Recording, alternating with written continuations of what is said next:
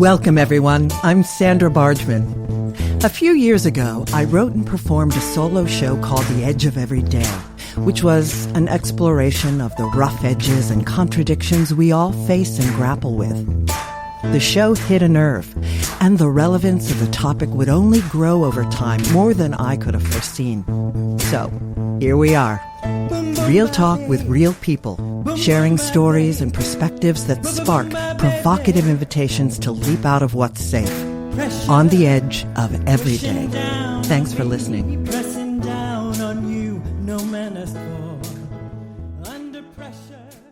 Hello, everyone. We are live in the Hive. Thank you for joining me on this, the 12th episode of The Edge of Every Day here on talkradio.nyc. We have started this new year recommitted to courageous conversations and recharged to face what awaits in 2022. For those of you who are tuning in for the first time, and for those of you who don't know me yet, I encourage you to check out my bio on talkradio.nyc, or of course, you can visit my website, sandrabargman.com, or you can tune in to any of my previous episodes. In a nutshell, this show is about celebrating triumphs, pushing boundaries, and exploring rough edges. Through conversations and shared stories with friends and colleagues, it's my hope that we can begin to understand our edges. And what I mean by edges is those places where we're fearful, those places where we are resistant to change, those places where paradoxes and contradictions live in our beliefs and understandings, both about ourselves and about the world around us, those places where we don't want to look. Listen, we live in turbulent times. We are assessing and reshifting, and we are coming to understand that life isn't black or white. It must be an embrace of both. And the more we recognize our own edges and get real about them, the more we can help others to do the same. And that, I fully believe, can help to change the world. So, thanks for tuning in. And without further ado, it's time to introduce our guest this evening. Jennifer Kauffman is a best-selling author, award-winning results coach, inspirational speaker, executive producer of Emmy award-winning films, and trauma survivor of the 2013 Boston Marathon bombings. Jennifer is the owner and chief results officer for the Results Group. She has over 24 years of business experience ranging from family-owned and operated businesses to working for Fortune 100 companies. In 2011, Jennifer received the Stars 40 Under 40 Award as an emerging leader in her community. In 2017, Jennifer received the Quilly Award for her contributions to Jack Canfield's best-selling book, Mastering the Art of Success. She was inducted into the National Academy of Experts, Writers, and Speakers in 2016. In 2018, Jennifer launched her book, Shattered, in which she shares her personal story and journey of healing naturally from the 2013 Boston Marathon bombings, for which she received a 5 Firebrand Award. Jennifer also received a 5 Firebird Award for her book, Be Courageous, a collection of inspiring real-life stories designed to teach young people about how to face adversity. She is the producer of the Telly Award-winning and Emmy-nominated Broadway show Dream Big, Rudy Rudiger Live, and the executive producer of 4-time Emmy Award-winning film A New Leash on Life, The Canines for Warriors story. In 2021, having founded Rise and Thrive Productions, she produced and directed the transformational film There's Got to Be More to Life, a documentary that tells the story of her traumatic experience as a survivor of the Boston Marathon bombings, but, more importantly, the journey of healing she has taken to ultimately rise and thrive and to inspire others to do the same. Welcome, Jennifer. Thank you, Sandra. It's a pleasure being with you tonight. It's so great to have you here. I have been so excited for this conversation, and folks are going to be blown away by your story. And hopefully we'll be running, not walking, to be watching this incredible film that my husband and I watched not once, but twice. Fantastic. Thank you. All right, so let's dive in. It's April 15th, 2013, in Boston, Massachusetts, a day like any other. You wake up that morning feeling a little unsettled, perhaps a glimmer of intuition that something of import was afoot. You had plans to be a spectator at the Boston Marathon that day. So tell us about that explosive day and event, and perhaps start a little bit with your life leading up to that day, your work, your successes, etc. Yeah, so I'm born and raised outside of Boston. So I went to grad school in Boston. I worked in the city for years. So Boston was like my backyard. I had never been to the Boston Marathon before. Frankly, I didn't have a desire. I love sports, but I'm a team sports, running behind a white ball. Long distance running is not my thing. Well, and crowds. Hello, crowds. Yeah. But a dear friend of mine, her son was running for the first time. And because I know my way around Boston, she asked if I would accompany her. And I said, sure, absolutely. And when I woke up that morning, I did feel unsettled. And I had this sinking feeling that I didn't want to go to Boston, but I didn't understand why. And I wasn't privy to any other information. Yeah. I remember sharing that with my mom at the time. And she said, you don't have to go. And I said, no, I made a commitment to my friend. I'm not going to let her down. And I had no idea. What was about to unfold. But the day started out really great. We started out at the starting line. We watched everybody from the disabled runners to the last sea of runners passing by. We ventured into Boston. We were about, 15, 20 feet from the finish line. And just imagine being packed in like sardines.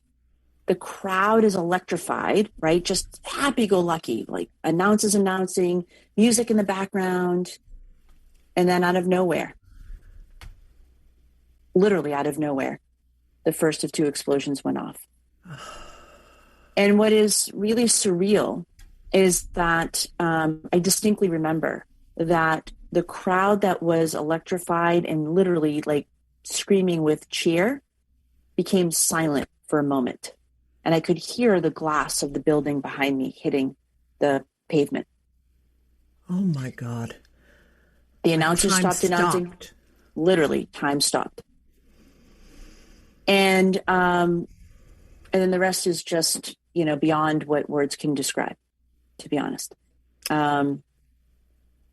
It was a life-changing moment. In that moment, my whole world was shattered, and life as I knew it was over. Completely shattered. And life as you had known it had been, you said it was, you were at the height of your career. Things were going great. You were having successes. Talk a little bit about that. Yeah, I had left the corporate world. So I started my career in the corporate world working in investment banking and finance, and had a really great career, but I wasn't fulfilled. So I left the corporate world in my mid-30s, seeking like fulfillment, frankly, and more purpose in my life. So I decided to start my own coaching and consulting business. And I predominantly served small and mid-sized companies. And I started that business in 2007, just before the recession of 2008. Now, if you know anything about business, statistically, they say in the first 5 years, it's very a small probability of business owners will make it past 5 years, statistically speaking. And I was aware of this when I started my company. And what was fascinating was I've had such great mentors in my life: Jack Canfield, Wayne Dyer, Tony Robbins, to name a few, Marcy Shimoff, and a bunch of others. And I had this awareness at the time that we don't have to, we create our reality, number one. And what happens in the outside world really is none of our business unless we make it our business. Mm. And so I felt humbled and inspired to basically make sure I could do everything in my power to make sure my clients in 2008 would make it through that period of time. And every single one did. Some barely got by, to be candid, but others, what I noticed was some grew a little bit and others actually grew quite extensively. And I was like, wow, what is that about? And it was really about how they embraced the environment and how they pivoted to meet what was happening. And so, but every single one of my clients actually made it through that year. And statistically, that's unlikely. And so fast forward 2012, I came off my best year of business and all of my clients had record-breaking years. So I decided I'm going to take a couple of months off, January and Feb, and just celebrate my accomplishments and, more importantly, just kind of recharge. Mm-hmm. At that stage, I was looking to pivot. I wanted to get more into public speaking, and I wanted to write my first business book. So I had signed a publishing deal in March of 2013, just a month before the bombings. Wow. I had started to embark on doing more public speaking because I wanted to serve more people. I wanted to share what I had learned, not only in the corporate world, but in my own mm-hmm. business, and how to help more people. And so that was what I was going to do. And then the bombings happened, and all of that just went on hold. Exploded. Literally. Quite literally. Literally. The symbolism of that is amazing. And then the symbolism of, boom, this explodes. Now tell us this next run that you're on. So what happens? You know, the minute that you said that it felt surreal, you could hear the glass, then what happens?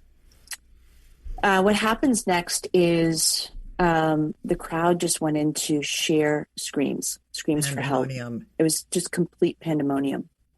At that moment, I thought it was a gas explosion. I wasn't aware because it felt like the explosion came from the building behind.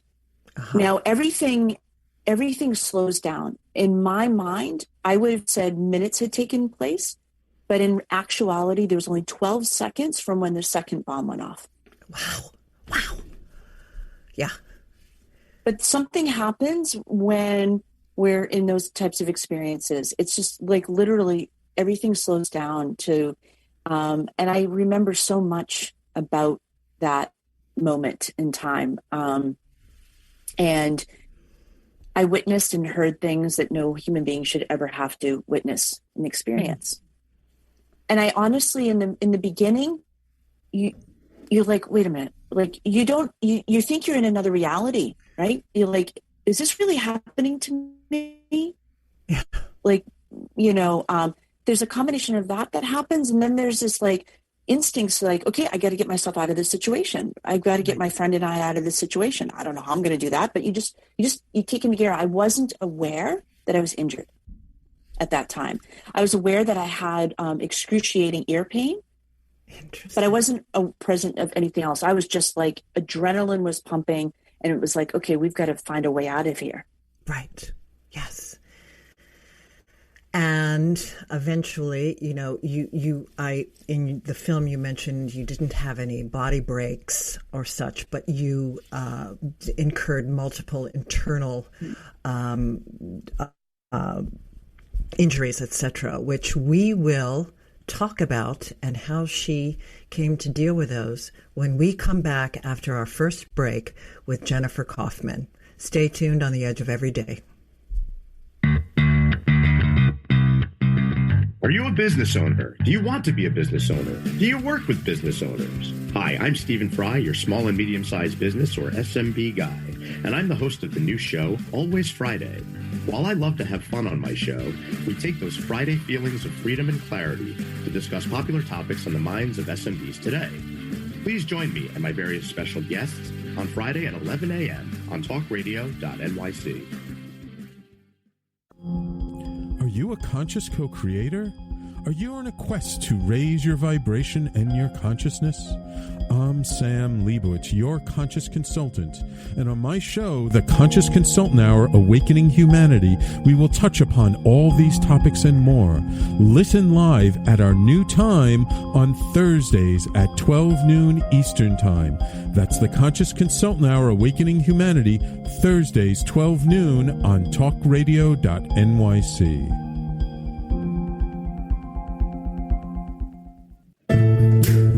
Are you on edge? Hey, we live in challenging, edgy times, so let's lean in. I'm Sandra Bargman, the host of The Edge of Every Day, which airs each Monday at 7 p.m. Eastern Time on talkradio.nyc. Tune in live with me and my friends and colleagues as we share stories and perspectives about pushing boundaries and exploring our rough edges. That's The Edge of Every Day on Mondays at 7 p.m. Eastern Time on talkradio.nyc. You're listening to Talk Radio NYC. Uplift, educate, empower.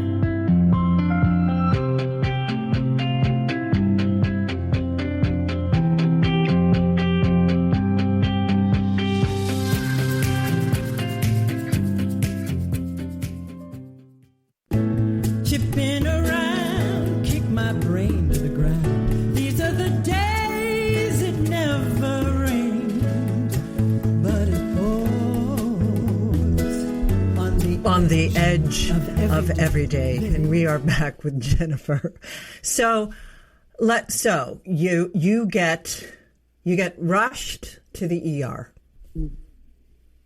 Yeah. Let's pick up your story there. Yeah, I get rushed to the ER, and at this stage, I know something is seriously wrong. I have excruciating pain in my abdominal area, and I just knew something was wrong. So doctors and nurses literally swarmed my bedside, and I remember convulsing from the neck down. Wow! And I didn't know it then. But that was my body's way of trying to release some of the stress and the endorphins and the adrenaline from that experience. Yes. But what had happened, because the doctors and nurses were fearful that I was going to fall off the bed, off the gurney, that they restrained me. And in that moment, I felt trapped. I don't quite know how to describe it, but I felt like, everything was just being held inside. And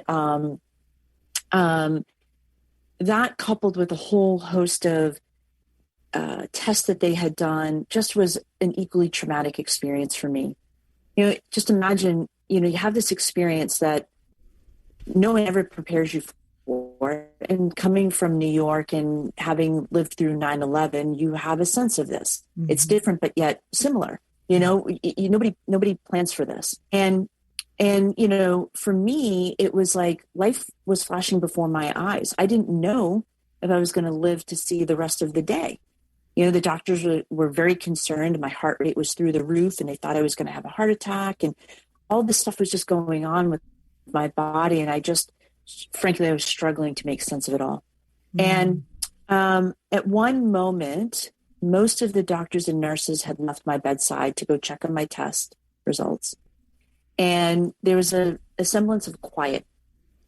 And in that, I heard an inner voice that said I needed to learn how to heal naturally, something I had no prior knowledge of to do. I told you my background is in business. I went to school for economics and accounting and, innovation and technology. I don't have a medical background. I don't have a healing background. Don't know how to do this. But there was something about that inner voice that made me listen. And your willingness to go with it, to trust that instinct. Yes. And I will tell you, and this is where, there's signs and synchronicities all around us. If I didn't have a traumatic experience at the hospital, now please, the doctors and nurses were amazing. They did the best they could. But for me, I was like, I don't want to be here if this is going to be the last minutes of my life. And so, because of that experience, I think it was a little bit easier for me to make the decision, bold decision that nobody else wanted me to make. Oh, I'm sure. Like the doctors and nurses wanted me to stay. My family wanted me to stay. And I was just like, no. And so this was my edge, because I was like, I had to trust myself over everyone else. And I got to tell you, there's a little backstory to this so you understand it. The irony is that most of my life prior to the bombings, I had been running from myself and running from my past traumas because I didn't know how to deal with them. They were bigger than I could handle. And I suffered from a lot of panic and anxiety disorder and depression, on again, off again, from a teenager up until my 30s, actually. And I was on and off different types of medication and all of that. Fast forward, I reached 40. I was 42 when the bombings happened. So I reached 40 and I'm like, I'm not feeling as great as I had been feeling. And so I ended up getting some tests done. And as it turned out that my body was actually, particularly my liver, wasn't as healthy as it should be because of all the medications I had been on over the years. And so I had that awareness and I had that understanding going into when the bombings happened. So now I'm being faced with, I can have all these types of drugs and medications and stuff like that. More, exactly. And for me, and I think that there's a place for medicine. I do think there's a place for medicine in an acute way, but not when, for me, I was told I'd be on these medications for the rest of my life. And they didn't really make that much of a difference. And I'm like, I don't want to be on this stuff for the rest of my life. So fortunately, I had come off those medications in my mid to late 30s. So now I'm like, the last thing I want to do is go back on this kind of stuff, let alone pain medicine. I mean, look at the opioid crisis going on. I don't want to subscribe to that. It's not the kind of life I wanted. So here I get my inner wisdom. And I take that very edgy first step. Very edgy first step. And you move into, now, you did a whole plethora, and those of you who are listening and going to watch the movie, of course, Run, Don't Walk to watch this movie. She goes through and has some of these as part of the storytelling, and her cast members, the people that she worked with. So tell us, of course, you didn't know how to. Lots of people don't know how, but they've put their toe into some sort of natural homeopathic modalities. Had you ever had any of the treatments that you tried? Okay, there was three things that I had done before. Chiropractic care because of sports industry. So I had been accustomed to chiropractic care since I was a teenager, actually. Okay. Nutritional, I had seen nutritionists before. I wasn't seeing one at the time the bombings happened, but I had seen one before.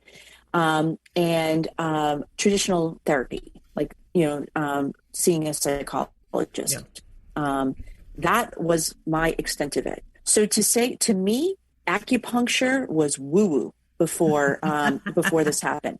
A highly educated woman from Boston does not do acupuncture, let alone some of the other stuff that I ended up doing that I talk about in the film. Yeah. But it's fascinating. When you succumb to something that's beyond your comprehension and how to handle. And because I was in such a vulnerable state, I was open. Well, and that's the gift. There's the gift. You gave into and listened to and opened up your vulnerability, which, by the way, is a strength, a feminine strength. Mm-hmm. So this is, talk about the edge of every day. Yes, saying yes to your inner wisdom, stepping forward and doing this very feminine way of healing, which, as you say, is not to negate the Western, more masculine understanding. But this whole opening of yourself was at the ultimate edge of every day that you had, when you and I were talking, I cracked a joke. We were talking about my husband, and I cracked a joke with you that, my husband is really in touch with his feminine side, and he's down with me being a man trapped in a woman's body. And, so I'm down with my masculine side. And I know and sense about you that you are like this as well.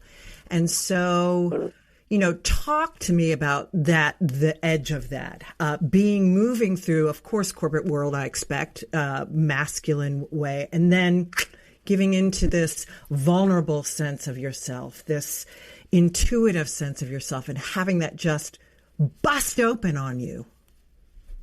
So my nickname in the corporate world was General. Of course it was. There was no femininity, softness going on other than my appearances, right? It was just all hardcore business. You better get the job done or else type of thing, right? Of course. So I was very much masculine and so I want to be clear here. There's nothing wrong with that. I think we're coming into a time where we're blending the masculine and feminine to really create harmony and balance for everyone on the planet. Everyone on the planet, males and females. Absolutely. But here's the thing, before the bombings happened, I was out of balance. I was more on my masculine side and frankly, I didn't feel it was safe to be in my feminine side. Yeah, to be candid. But when this situation happened, it was just like, it blew me open, literally. Yeah. Yeah, you had to go with it. You literally had to go with breaking down those boundaries that you had built up, those walls, pushing those boundaries, breaking through those edges. So what did you do? How did your next year go? How did your relationships go? What did that look like after you're taking your steps into this? What did that look like? So for me, you can imagine I'm a pretty outgoing person based upon how you introduced me. Very outgoing, very social, very active. I withdrew completely. Mm. My world, I might as well have gone into a cave and hid out. Oh, yeah. My world completely shut down. Year one was all about learning how to rise up from my terror and my fear. I was afraid of my shadow, candidly. So the first step I did was I contacted a therapist that I'd worked with back in 2002, actually. My dad had passed away unexpectedly 2.5 months after 9/11 happened. And he and I had been estranged for 10 years. And I really struggled with the loss of my dad. He was only 50. And we had just started the process of reconciliation. Mm. And so she was very instrumental in helping me through that process. And, it had been, 10, 11 years since I had worked with her. But I intuitively contacted her. Now, she was completely full. And she said, I will clear my schedule for you. You come to my office.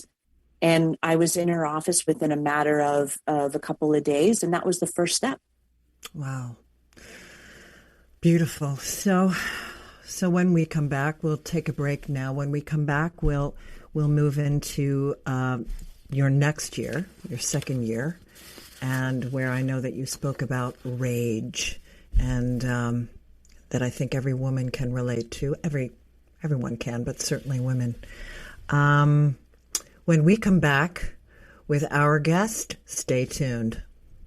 Howdy, I am Joseph Franklin McElroy, host of the new podcast, Gateway to the Smokies. It airs on talkradio.nyc every Tuesday night from 6 p.m. to 7. Every episode is dedicated to memorable experiences in the Great Smoky Mountains National Park and surrounding areas. This show features experts and locals who will expound upon the richness of culture, history, and adventure that awaits you in the Smokies. Tune in every Tuesday from 6 p.m. to 7 on talkradio.nyc. Are you passionate about the conversation around racism? Hi, I'm Reverend Dr. TLC, host of the Dismantle Racism Show, which airs every Thursday at 11 a.m. Eastern on talkradio.nyc. Join me and my amazing guests as we discuss ways to uncover, dismantle, and eradicate racism. That's Thursdays at 11 o'clock a.m. on talkradio.nyc. Are you a small business trying to navigate the COVID-19 related employment laws? Hello, I'm Eric Sauver, employment law business law attorney and host of the new radio show, Employment Law Today. On my show, we'll have guests to discuss the common employment law challenges business owners are facing during these trying times. Tune in on Tuesday evenings from 5 p.m. to 6 p.m. Eastern Time on talkradio.nyc. You're listening to Talk Radio NYC at www.talkradio.nyc. Now broadcasting 24 hours a day.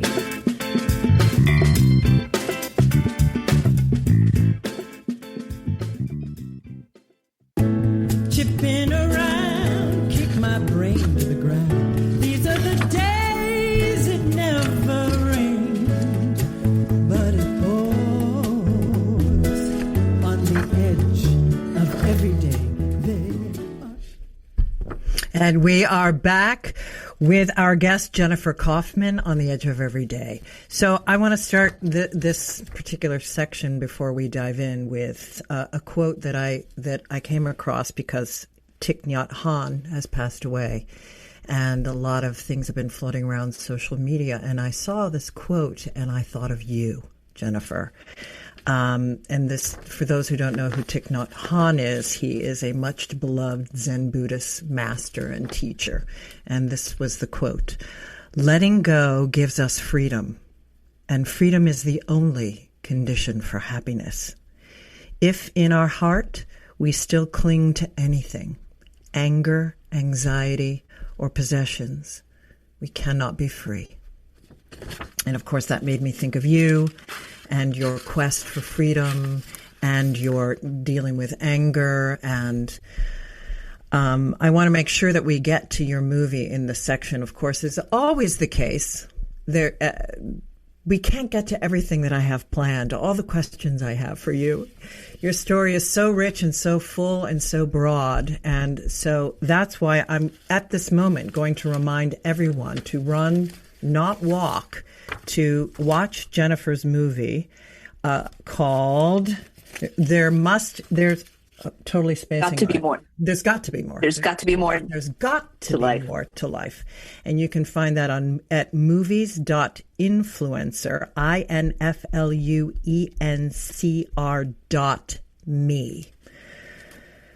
So you have this, I did say that I wanted to talk about your second year and getting into your rage, but because of the timing, I want to jump into your movie. And I want to talk about your forgiveness as your path to freedom. So actually, it starts with rage. Totally. Year two for me was learning to rise above my rage. My life as I knew it was over. And, year one was about the terror and the fear, and year two was literally dealing with that inner rage. And it was not anger, it was rage. And, I actually used to silently contemplate what it would be like to take their lives with my bare hands, candidly.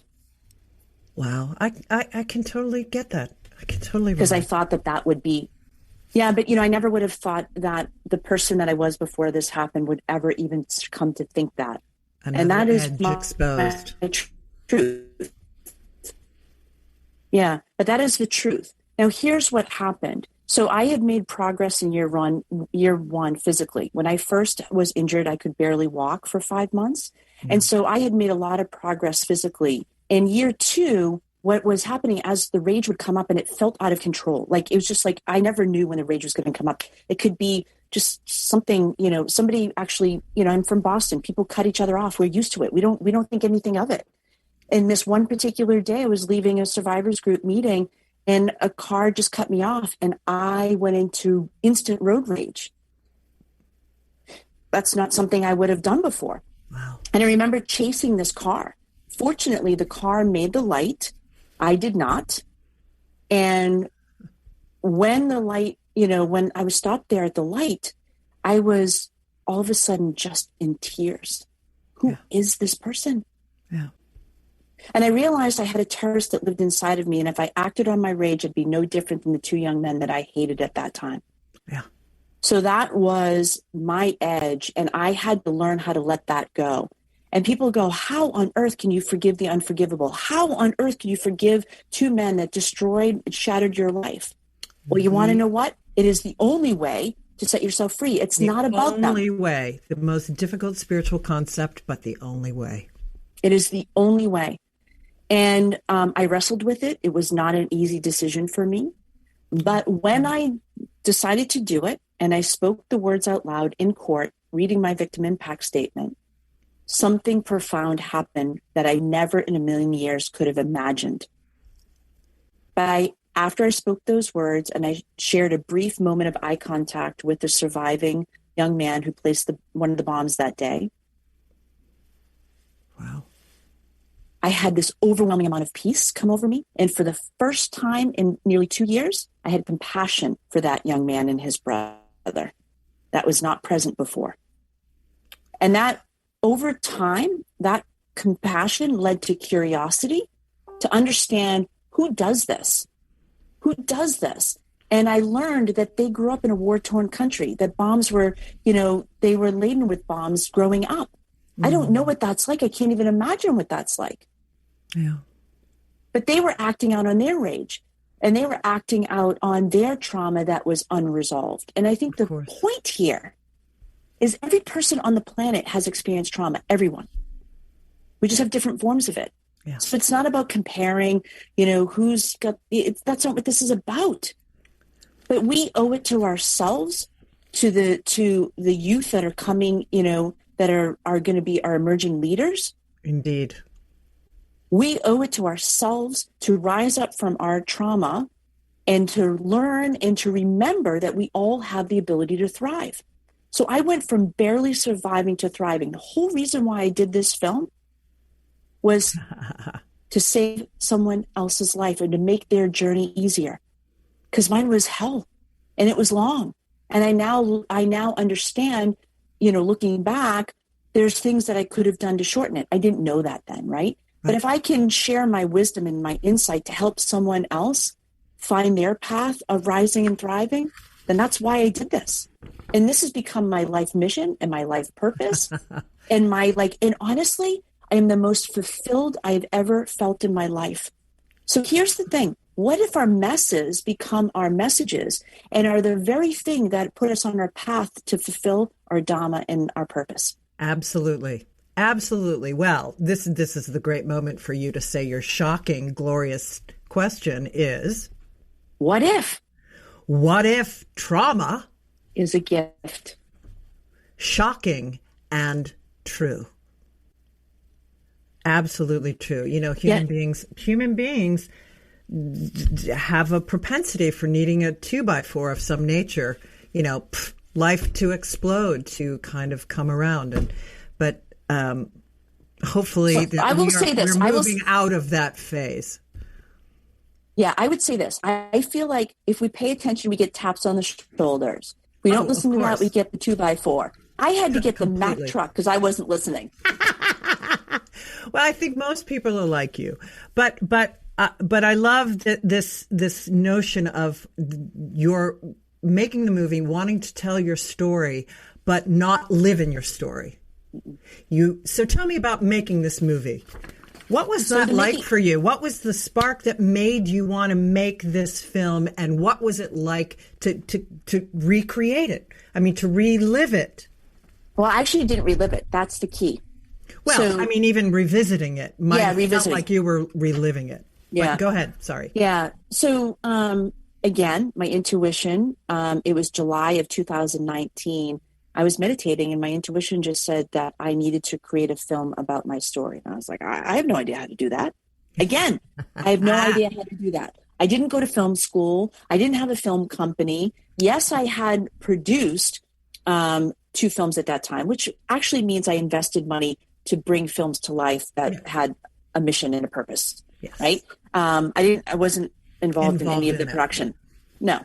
So here I get this message. And now it took me until COVID happened to slow down and to, frankly, I had plans to go on a 15-city speaking tour. I had other plans. Well, guess what? All of that fizzled. And now all of a sudden my plate is clear. Yeah. Now what am I going to do? This movie reemerged. I'm like, well, I don't really know how to do that. And I'm going to do that in COVID? Well, you already had experience in doing things you didn't know how to do. Yes. That's the point. That is the point. And paying attention to saying yes to that intuition and understanding that you will figure it out. As you take each action, you will figure it out. People will come and support you. It will happen. Here's how it works. When you take that first step, that action, you don't necessarily, I didn't know how to do all this. I learned it. And what happened was people met me on my journey to teach me and to show me the path. And that's how this works, guys. You have to take the first step. And what happens is when you take the first step, the universe conspires to send you the next step. Indeed. You just have to have the courage to go for it. Now, we were told, the making of the film, so I intuitively knew that we could do it in 6 months. Call it. I didn't know any better. I don't know, but I intuitively knew. Brilliant. I love it. Okay. Now, I had members. Ignorance can be bliss. Exactly. This is the beauty of not knowing, because some of my cinematographers and editors have been in the business for 20, 30 years and some of them have received Emmy Awards. And they said, Jen, your first documentary will take 18 to 24 months earliest. In many cases, it can take even longer than that. I'm like, well, no, we're going to do this in 6. And like, no. And I didn't argue with them. I just said, okay, no problem. You do what you do best. I'll worry about the schedule. And we did. We launched the first director's cut on 11/11, and we finished the final version on 12/21, just before Christmas. And we did it in 6 months. Now, here's the thing is that, again, this is where working with the quantum, working with the universe, it doesn't have to be this long drawn out process. Healing from trauma does not have to be this long drawn out process. It doesn't have to be that way. In fact, Christy Whitman, one of my mentors and one of the experts featured in the film, talks about that we can shift an emotion in 90 seconds. Indeed. We just have to allow the crest or the wave of that emotion to flow through us, which is not an easy thing to do. Not an easy thing to do at all. But if we can observe it and witness it like a big wave coming up and not be afraid of it, it actually can pass. And when we start to learn this stuff, we can heal and we can actually have healthier, happier lives. Indeed. Absolutely. Well, the whole understanding of allowing yourself to sit in your emotions and the profundity of that, we will discuss a little bit more when we return after our break with Jennifer Kauffman on the Edge of Every Day. Stay tuned. Join us every Tuesday at 4 p.m. Eastern for the Mind Behind Leadership, where we focus on what leadership really means to us and to others. We have practical discussions with the CEOs of some of the world's largest companies, owners of small businesses, and experts in psychology and behavior to get that inside track, what to do, what to avoid, and what really happens. Join me, Graham Dobbin, at the new time, 4 p.m. every Tuesday for the Mind Behind Leadership, here live on talkradio.nyc. Hey everybody, it's Tommy D, the nonprofit sector connector, coming at you from my attic. Each week here on talkradio.nyc, I host the program Philanthropy in Focus. Nonprofits impact us each and every day, and it's my focus to help them amplify their message and tell their story. Listen each week at 10 a.m. Eastern Standard Time until 11 a.m. Eastern Standard Time, right here on talkradio.nyc.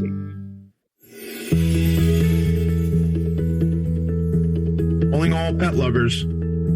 Pet Avengers, assemble! On the Professionals and Animal Lovers show, we believe the bond between animal lovers is incredibly strong. It mirrors that bond between pets and their owners. Through this program, we come together to learn, educate, and advocate. Join us live every Wednesday at 2 p.m. at talkradio.nyc. You're listening to Talk Radio NYC at www.talkradio.nyc. Now broadcasting 24 hours a day.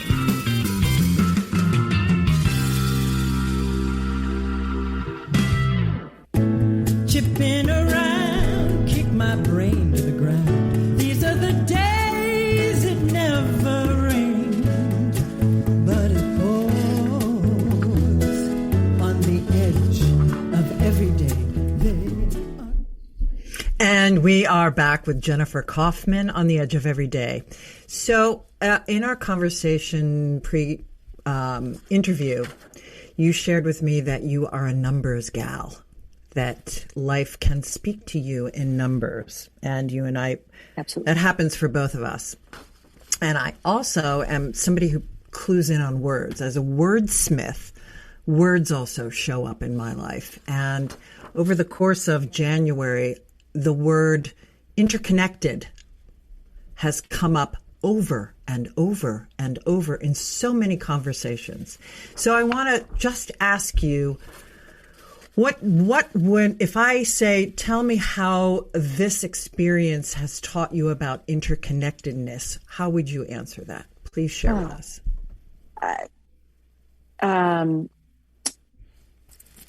The experience brought me home and connected me to myself, and it connected me to love myself in ways I had never done before. And so having that interconnectivity with myself, with my divine, with source, opened me up to have even deeper, richer connections with people. I want to say that I was always a very social person, but I kept people at arm's length because I had experienced childhood trauma. And I was, told that if I ever said anything to anyone, this person would come back and harm me and my family. And I took that literally. So I had to become my very best actress and pretend to the outside world none of that had happened. I was 11. I didn't know how to process it. I didn't know how to handle it. So I became the very best actress of my life. But to me, one of the ways I dealt with that is I kept everyone at arm's length. Yeah. Now I just connect and embrace people, and what you see is what you get.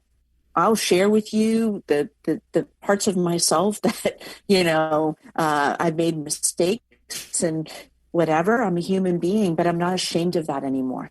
Oh, the power of vulnerability. Yeah. And the power of trauma as the gift. Yeah. So here's the deal is like that. The bombings and some of my other traumas were horrific. And I now see them as blessings and gifts in my life. And both statements are true. Now let me share something here. I've come to understand, and it took me until after the bombings to realize this, is that because I used to come from, why is this happening to me? I don't understand. I didn't view myself as a victim, but the truth is I had victim mentality. Like, what's wrong with me? Why is this happening to me? How come I can't get it right? Really disempowering context, right?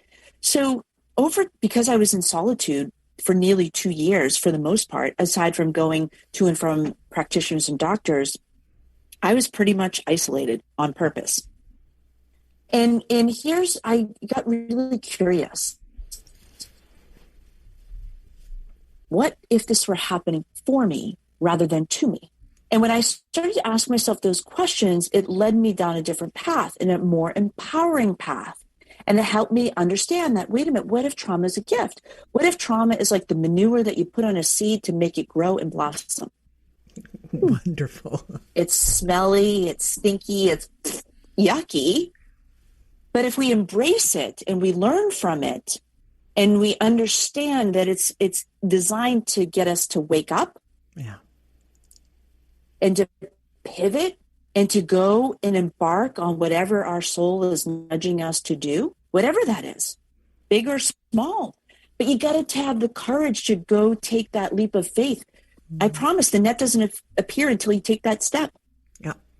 Got to go off the edge. And when you go off the edge, Boom. It is scary and exhilarating and alive and all of that. Yeah. Yeah, the aliveness of it. So glorious. And this and so much more Jennifer goes into so gloriously in her film. And so what's next? What's next with this film? You can find it at, I gave you and will again, and it will be in the transcripts, the website where you can purchase this movie. Influencer, influencer.me. You can purchase and watch the movie there. What's next? I know you had live showings. Are you planning on doing more live showings? What are your next steps? Do you have part 2 to this movie? What are your plans? So first and foremost, to make it super simple, people can go to there's got to be more to life.com, and it will take them directly to the hosting page. They can also go to jenniferkauffman.com and access it there too. So what's next? We want to roll the film out globally, and we want to have as many people watch this film as possible. This is not so much about me and my story as it is about understanding the wisdom. I take you through my journey and what I've learned. And we go through 20 what-if statements. Yeah. And I interview 14 different practitioners, doctors, and experts that are, that have helped me on my journey. And so that we could help others on their journey. Yes. Create their own map. Yeah. So this is really about, if you're seeking to, find your way to rise and thrive, go watch this film. So that's number one. We're taking it global. We're going to have live events. We're going to have live Q&A sessions that we're going to roll out in the spring. We're actually going to start working on the second film, which is part 2, which is There Is More to Life. And we're going to show you that there is more to life, because I never in a million years, if you had said to me, Jennifer, you're going to go through a terrorist attack. You're going to survive that terrorist attack. You're going to come out on the other side of that terrorist attack having the most greatest fulfillment and success of your life, doing things that you were never trained to do, and to be so connected with people and wanting to help more people heal. I could never have imagined this, ever. I chose film because one of the fastest ways to get a message across is through film. Yeah, theater is another way. And you're as somebody who's a theater, maybe you and I can do a theater show together. Maybe that can be like one of the things that we could do. I am so in. You can teach me to sing, and we'll do some sort of. No. Absolute. Well, no, I don't know. Or we can do a stand-up comedy routine. Oh, there you go. Rise and Thrive stand-up comedy. I think we're onto something here. How about manifestation? Don't do this, and we teach you all the ways to not do these things. Brilliant. Oh my God, I feel some physical comedy coming on. No, brilliant. But you're right. Film is a powerful, and theater and comedy, quite frankly, are powerful instruments to get the images across, get the information across, et cetera, et cetera. Do you have, we didn't touch on your book. I wanted to mention that. Do you have, for those listening in, Jennifer's book is Shattered, and she wrote this 2 years before you started work on the film, and is that different? What you discussed in there, how might that be different?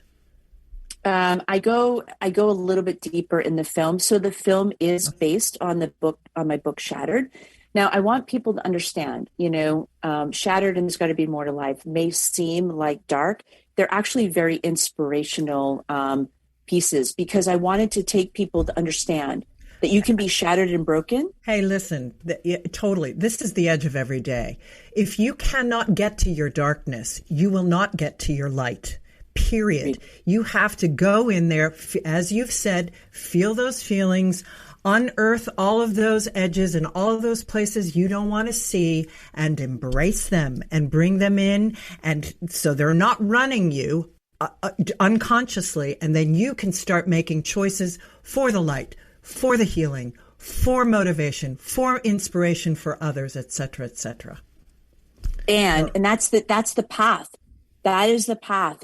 I used to think, I tried to outrun it. I tried to outmaneuver it, and it doesn't work. Yeah. So the path is through.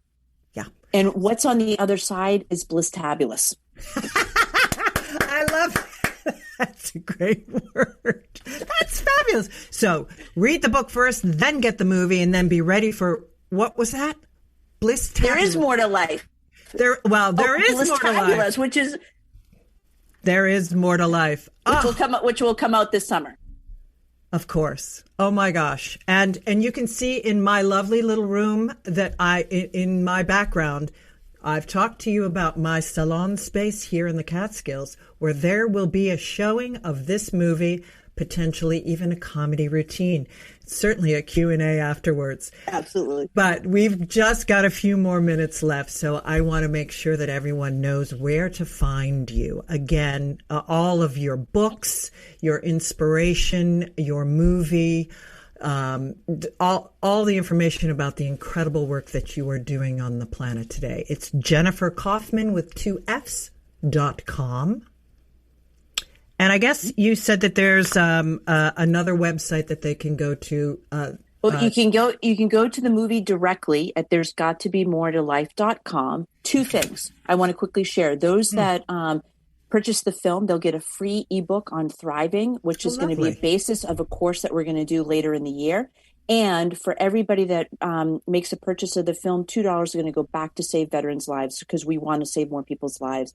We want to help eradicate veterans committing suicide and trauma. PTSD, so we're going to be Excellent. giving. Yeah. Fabulous. All right. Thank you. Thank you, Jennifer, for telling your story and sharing your wisdom and your beauty and your upliftment and your rising and your thriving with us this evening. It's been such a pleasure to have you. It's been a pleasure to be with you. Now I can't wait to be in the stage behind you. And I am so looking forward to more. And so the stage behind me, theplum.th2.com. I've got two lovely little quotes to say goodbye with. Freedom lingers at the edge of your fears, Claire Michelle. And remember, you are always at the edge of the miraculous. Thank you again, Jennifer, for being with us. And thank you to all of you listening in. Be with us next Monday at 7 p.m. Eastern Time. Till then, lean in, edgy ones. This is our last dance. This is our last dance. This is ourselves under pressure. Under pressure. Under pressure.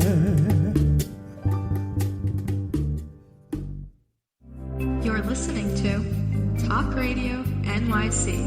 Uplift, educate, empower.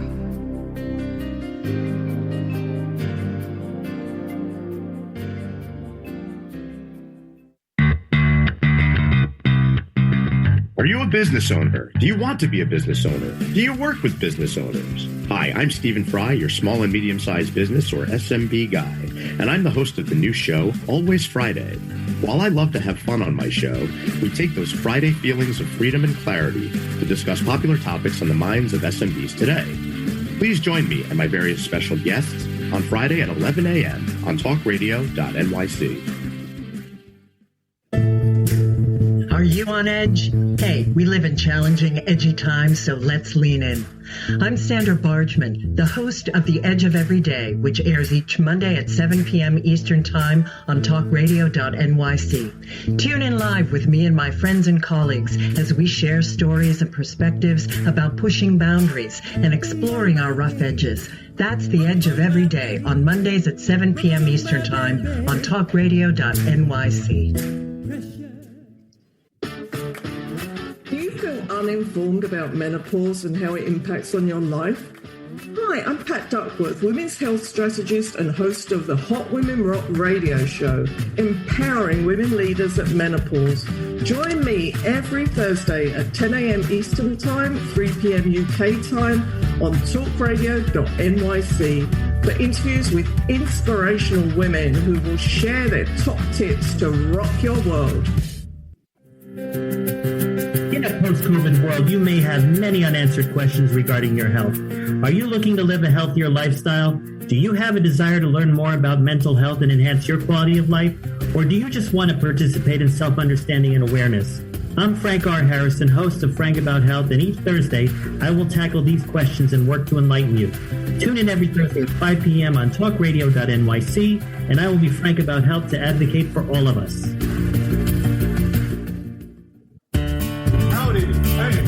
Franklin McElroy, host of the new podcast, Gateway to the Smokies. It airs on talkradio.nyc every Tuesday night from 6 p.m. to 7. Every episode is dedicated to memorable experiences in the Great Smoky Mountains National Park and surrounding areas. This show features experts and locals who will expound upon the richness of culture, history, and adventure that awaits you in the Smokies. Tune in every Tuesday from 6 p.m. to 7 on talkradio.nyc. You're listening to Talk Radio NYC. Uplift, educate, empower.